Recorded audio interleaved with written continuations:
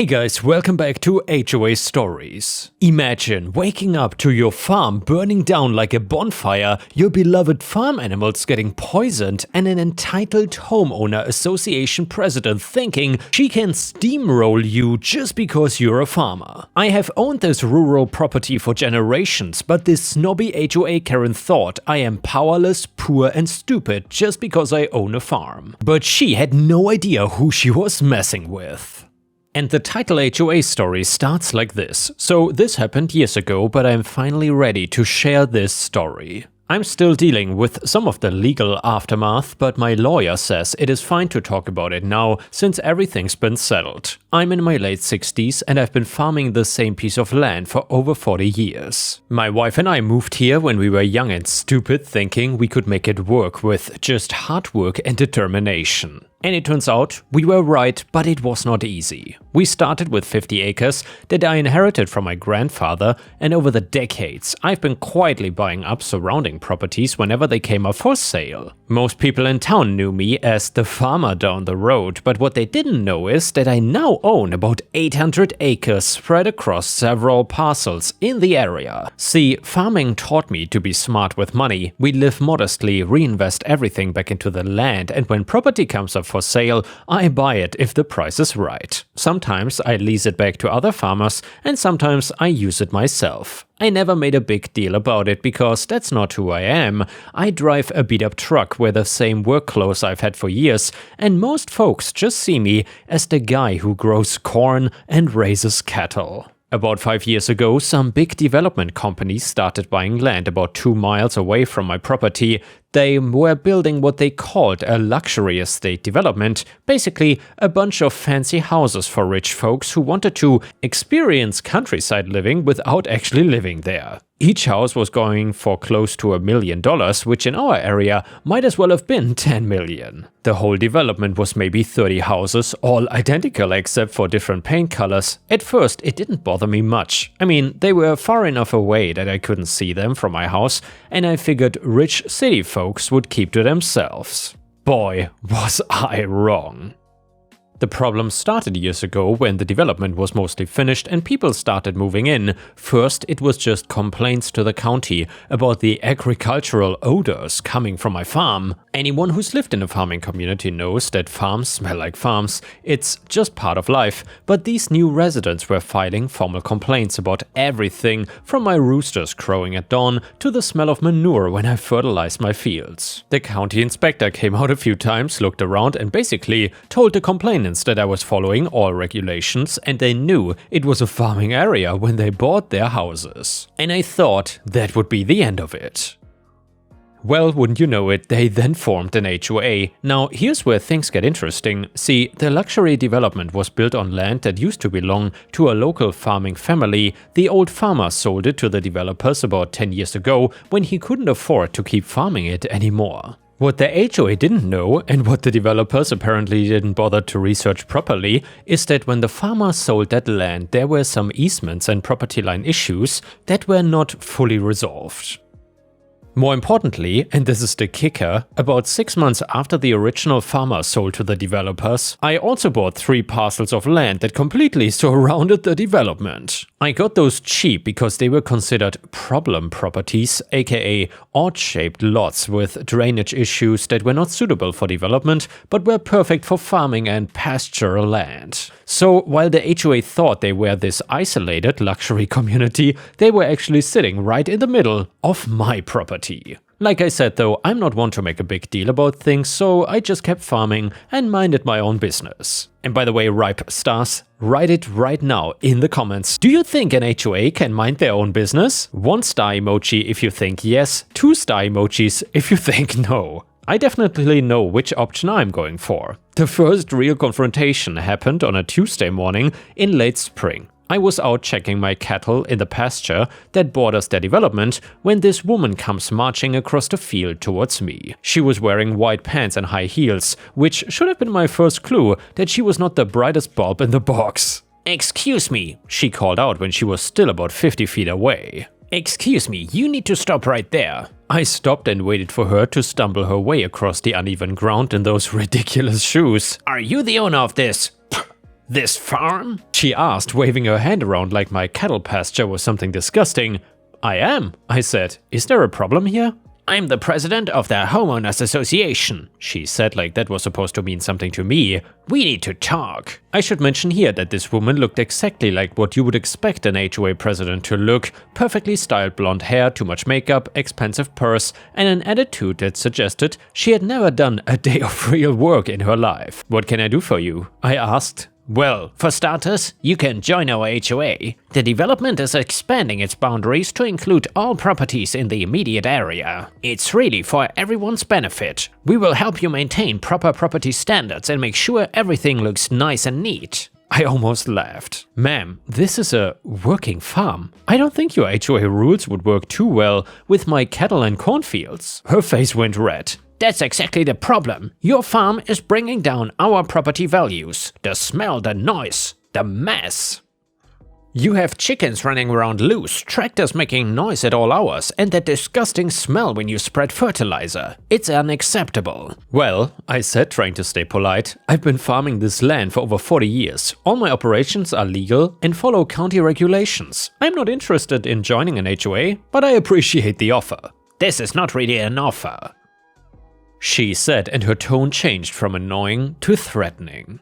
The HOA has been in contact with several county departments. We have connections, you understand. Your little farm operation might not be as protected as you think.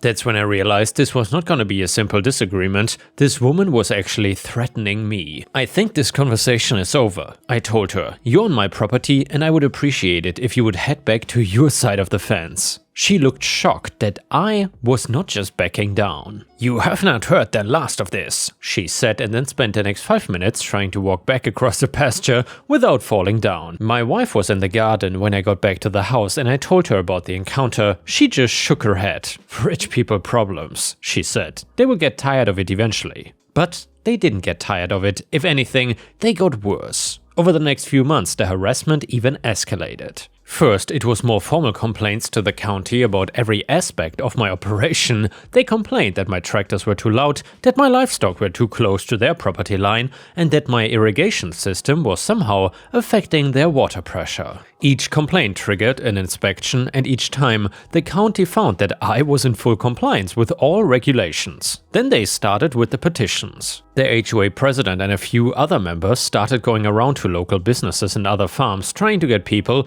to sign petitions to have my farm relocated or modernized to community standards. Most of the local folks just laughed them off, but it was still annoying. The breaking point came in early fall. I was working in my barn one evening when I heard vehicles coming up my driveway. I looked out and saw 3 black SUVs pulling up to my house. Out of them stepped 6 people in matching uniforms that said HOA enforcement on them. I walked out to meet them and the HOA president was there with what I can only describe as her private security team. The men with her were big guys who looked like they were trying to intimidate me. We are here to serve you with official notice, the president announced, holding out a folder. You have 48 hours to submit your membership application to our HOA along with a $500 initiation fee and agreement to pay $200 monthly dues. Failure to comply will result in daily fines of $500 until you come into compliance. I took the folder and flipped through it. It was the most ridiculous thing I'd ever seen. Pages and pages of rules about lawn maintenance, vehicle storage, noise ordinances, and agricultural activity restrictions. This is pretty impressive, I said. Must have cost a lot to have all this printed up, but I'm not joining your HOA and I'm not paying any fines. One of the big guys stepped forward. Sir, you need to understand that the HOA has authority over this area now. We have support from county planning and zoning and we can make things very difficult for you if you don't cooperate. Is that a threat? I asked. It is just facts, the president said with a smug smile. We know people. Important people. Your little farm could be shut down with one phone call if we find the right violations, and trust me, we will find violations. That night, my wife and I sat at the kitchen table, reading through their ridiculous demands. The rules would have made it impossible to operate a farm, restrictions on when I could use equipment, limitations on livestock, requirements for aesthetically pleasing fencing, and a ban on malodorous agricultural activities. What do you want to do? My wife asked. I'm not sure yet, I said, but I'm not gonna let some city folks who moved to the country tell me I cannot farm my own land. 2 days later, I found an official-looking notice posted on my barn door. It was a citation from the HOA for unauthorized agricultural odors, excessive noise from farm equipment, and non-compliance with community livestock standards. They were really demanding $500 per day for each violation until I brought my property into compliance with HOA standards. The paperwork looked professional, with official seals and everything, designed to look like real government enforcement. Of course, none of this was legally enforceable since I was not an HOA member and they had no jurisdiction over my property, but they were trying to make it look official. The next morning, I found that someone had vandalized my mailbox with spray paint that said, "Pay your fines." A week later, my fence posts along the property line shared with the development had been cut, letting my cattle wander into the HOA's common area. Of course, I got a formal complaint about my uncontrolled livestock and had to pay a county fine for this incident. When I went to fix the fence, I found clear evidence that the posts had been cut with a saw, not damaged by weather or animals. I called the sheriff's department, but without witnesses or security cameras, there really wasn't much they could do. The harassment continued for months.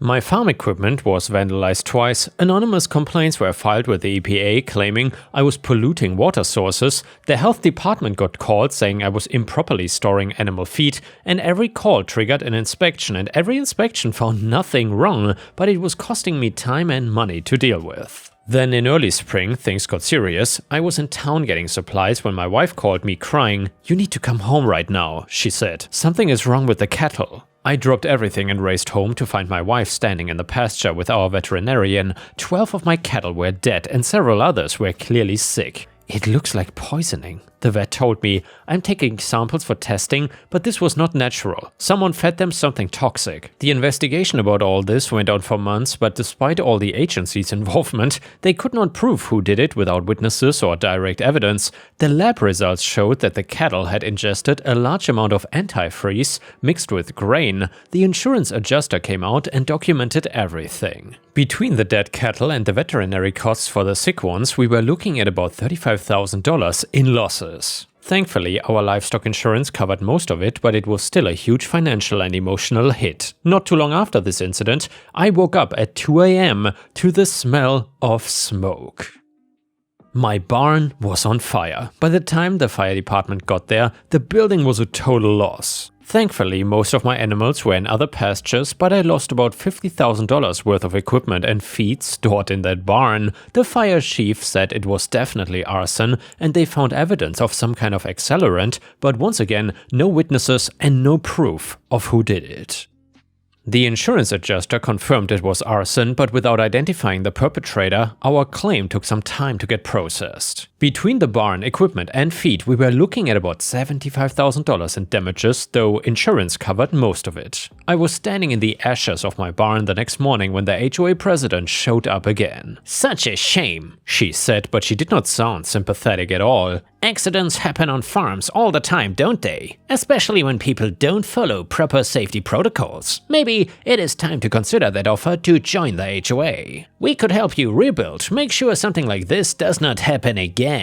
That's when I realized she was not just making threats anymore. This woman had escalated to actual violence, and she was standing there basically admitting it. "Get off my property," I told her. "The offer expires at the end of the week," she said. "After that, things might even get more difficult for you." That evening, my wife and I had a long talk. She was scared, and honestly, so was I. We had never dealt with anything like this before, but my wife said something that stuck with me. "You know what gets me the most?" she said. "They think we are just poor farmers who don't have any options. They think they can push us around because we don't matter." And she was right. The HOA president and her followers were operating under the assumption that I was just some struggling farmer who could be intimidated into submission. They had no idea what my real financial situation was or how much land I actually owned. That's when I decided to show them exactly who they were messing with. See, while the president thought she was dealing with some kind of powerless local farmer, what she didn't know is that over the years I had quietly purchased not just the land immediately around their development, but several other key parcels throughout the area. In total, I own about 800 acres, including some prime agricultural land with road access. I spent the next few weeks making some phone calls to farmer friends of mine who specialized in hog operations. Over the next 8 months, I worked with the county planning department and 4 experienced pig farmers to get the proper permits and zoning approvals. Commercial hog operations require extensive environmental studies, groundwater testing, and air quality assessments. We even had to submit detailed waste management plans and get approval from multiple state agencies. It took almost a year of paperwork, inspections, and bureaucratic hurdles, but by the following spring, the first hog farm was operational. The permitting process was expensive and time-consuming, but I sold the land to my farmer friends at well below market value with only one condition. They had to agree never to sell the property to the HOA or any of its members, and that they would operate their farms to maximum legal capacity. Now, if you've never been around a commercial hog operation before, let me explain something. They smell bad, and they are loud, and they operate around the clock. My friends were more than happy to set up shop right next to a bunch of rich folks who had been causing problems for local farmers. After some time, 4 hog farms were running at full capacity. Between them, they housed nearly 2,000 pigs. The smell, especially when the wind was blowing the right direction, was incredible. The farmers were also very diligent about their work schedules, loading and unloading trucks at 5 AM, running equipment late into the evening, and generally operating their businesses with maximum efficiency and within all legal limits. The first hog farm went operational about 500 yards from the nearest HOA house, and within a week I started getting angry phone calls.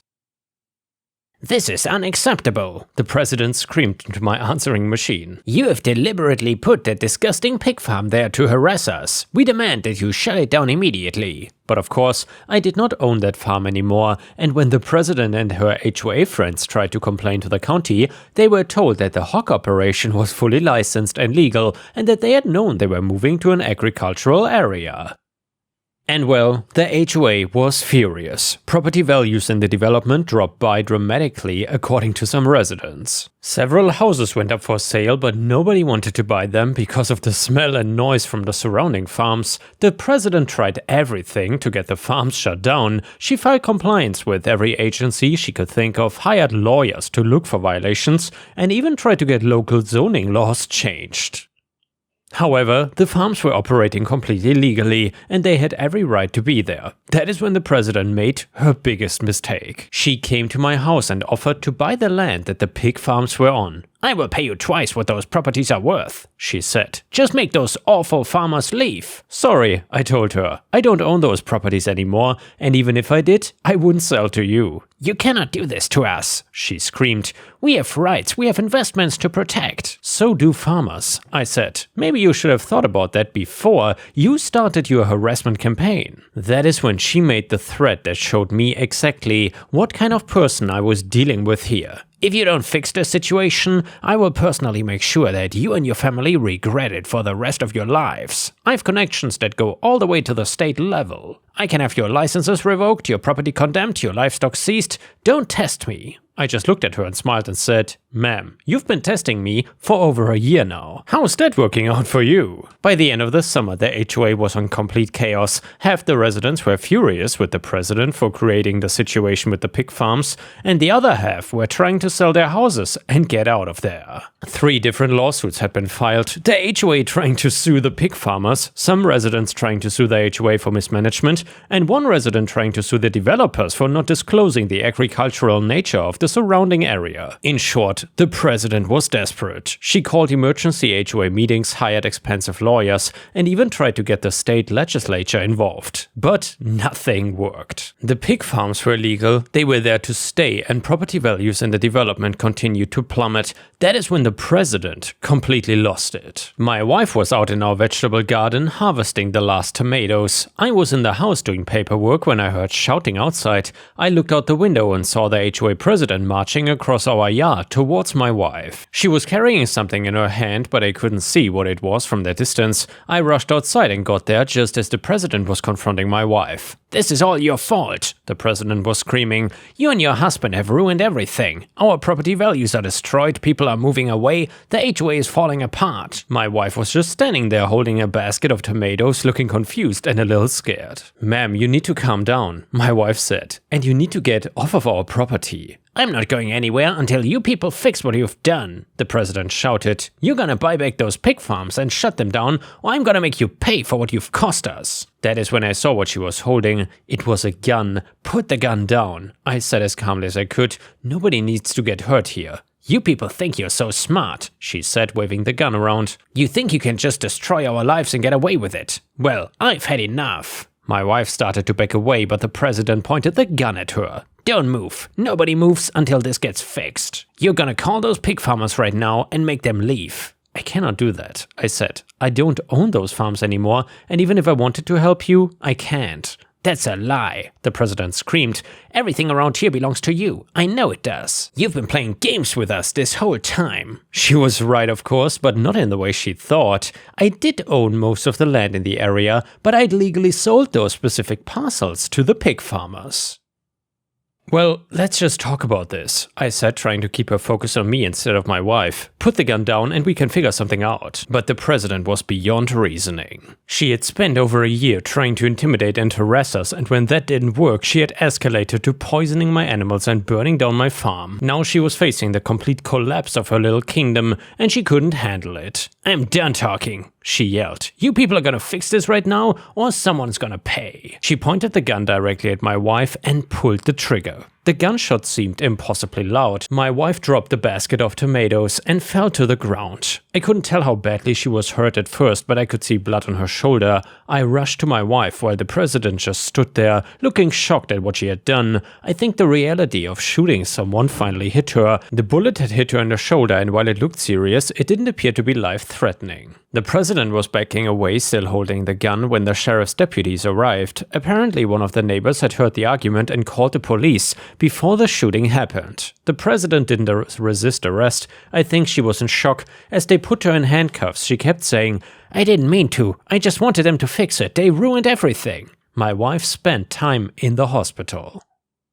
The bullet had shattered her collarbone and required surgery, but the doctors said she would make a full recovery. The important thing was that she was alive. The HOA president, on the other hand, was facing some serious charges: attempted murder, armed trespass, terroristic threats, and a handful of other felonies. Her expensive lawyers tried to get the charges reduced, claiming she was under extreme stress and not thinking clearly, but the prosecutor was not having it. See, during the investigation after the shooting, the sheriff's department finally had enough evidence to connect the president to the previous incidents. They found evidence in her car for the antifreeze that had been used to poison my cattle, and security footage from a gas station showing her buying the gas cans that were used to start the bonfire. And well, the president's lawyers tried everything: temporary insanity, extreme emotional distress, even claiming that I had somehow provoked her actions by setting up the pig farms, but the evidence was overwhelming and the jury didn't buy her sob story. The president was sentenced to several years in prison for attempted murder, arson, animal cruelty, and a long list of other charges. Her husband divorced her while she was awaiting trial and moved back to wherever they came from, but the real satisfaction came from what happened to the HOA. With the president gone and facing massive legal bills from her criminal defense, the HOA was broke. They had already spent their entire reserve fund on lawyers trying to fight the pig farms, and now they were facing wrongful prosecution lawsuits from me and several other people the president had harassed over the time. More importantly, the residents of the development finally understood what kind of person they had elected as their HOA president. The majority voted to disband the HOA entirely rather than try to rebuild it. A resident of the neighborhood that I was friends with told me that this probably would not have happened without me, and honestly, personally having a hand in the HOA getting disbanded felt satisfying to say the least. Furthermore, I was not just satisfied with just disbanding the HOA, so therefore during the legal proceedings after the shooting, my lawyer helped me obtain restraining orders against the former HOA president and 3 other key members who had participated in the harassment campaign, prohibiting them from coming within 500 yards of my property or contacting my family. More importantly, when I sold those parcels to the pig farmers, I included comprehensive deed restrictions that not only prevent residential development on these properties, but specifically prohibit any current or former members of the dissolved HOA from purchasing, leasing, or having any ownership interest in the properties. I also filed similar restrictions on my other properties in the area. When the remaining development residents wanted to sell their houses, I made sure that all new property deeds included clauses specifically excluding the former HOA leadership from any future purchase agreements within a 2-mile radius. They wanted to force me out of my community, but instead I made sure they can never return to this area. This is how I banned the HOA. About half the houses in the development sold within the next year, mostly at significant losses. The people who stayed learned to coexist peacefully with their farming neighbors. As for the pig farms, well, they're still operating, my friends are doing well, and they provide good jobs for local people. The smell is not as bad as it was initially, the pigs have adapted to the environment and the farmers have implemented some odor control measures that go beyond what is legally even required. Property values in the development never fully recovered, but they've stabilized at a more reasonable level now. The remaining residents seem to understand that they live in an agricultural area and they've learned to appreciate the rural lifestyle they claimed they wanted when they moved there. The best part of all of this is that I was able to permanently protect the agricultural nature of the area. My wife recovered fully from her injuries, though she still has some stiffness in her shoulder when the weather changes. We used the insurance settlement from the shooting to build a new barn, bigger and better than the one that was burned down.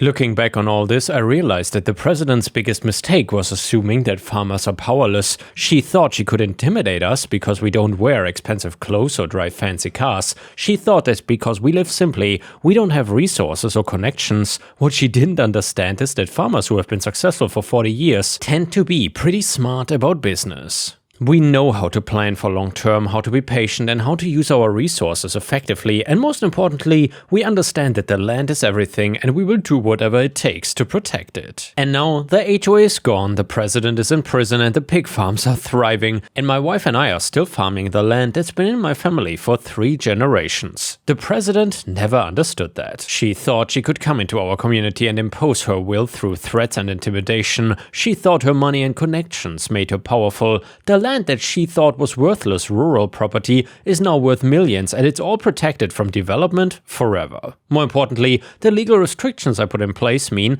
that neither she or any of her cronies can ever return to this area. They are permanently banned from owning any property within a 2-mile radius of my farm. The HOA that she thought gave her authority over everyone around her is gone, and the luxury lifestyle she thought she was entitled to has been replaced with a prison cell. Meanwhile, I'm still here, farming the same land I've worked for over 40 years, surrounded by good neighbors who understand what rural life is really about. Sometimes the best revenge is just outlasting your enemies and protecting what matters most. And the next one is another fantastic farmer malicious compliance story, which is titled "My Grandpa Shut Down Main Street with Some Malicious Compliance." So this is my absolute favorite story about my late grandpa. I was young at the time this happened, but have talked to a few people in adulthood to get a few details I didn't know before. So my grandpa was a farmer and he lived on Main Street in a small farming town of a few thousand. The town was laid out in the classic grid pattern of the main highway.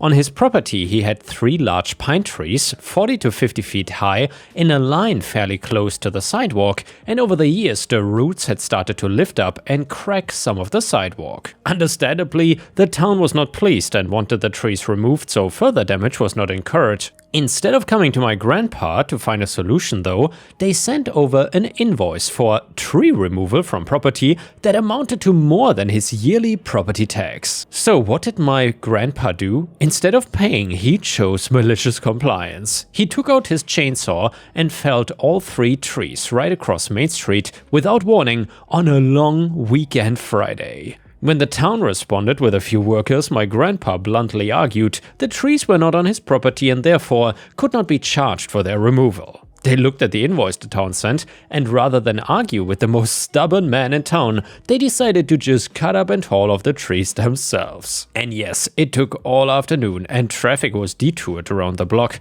They patched the sidewalk and the stumps are still there to this day. The town got the trees removed and my grandpa did not pay a cent.